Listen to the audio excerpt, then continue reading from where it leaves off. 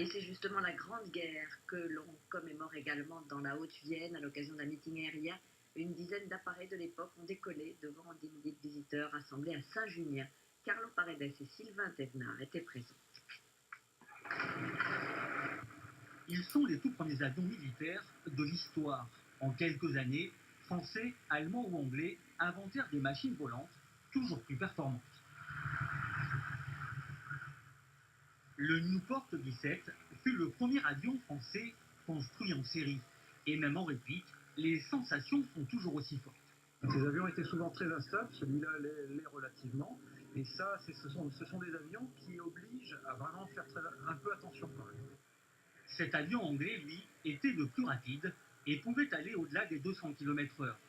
Il était équipé de 2 mitrailleuses, l'une sur le côté, l'autre en hauteur, obligeant les pilotes à prendre tous les risques. Avec les genoux, ils essayaient de tenir le manche. Ensuite, en se prenant, ils remettaient la nouvelle bande dans le... Ils réarmaient. Et ensuite, ils se rasseyaient. Si les Allemands ne les avaient pas descendus entre deux. Des exploits qui, un siècle plus tard, étonnent toujours autant le public. Elle est sûrement un sacré champion, et dans un contexte quand même pas évident. Hein. Pendant la guerre, c'est pas maintenant, hein. C'est pas avec le sourire. Hein. Et au tout début de la guerre, l'aventure était encore plus grande. Même s'il servait à faire de la reconnaissance, le Blériot 11 n'était pas vraiment préparé au combat. Il est arrivé que dès les premiers vols d'observation, il y a eu quelques duels aériens, mais au revolver.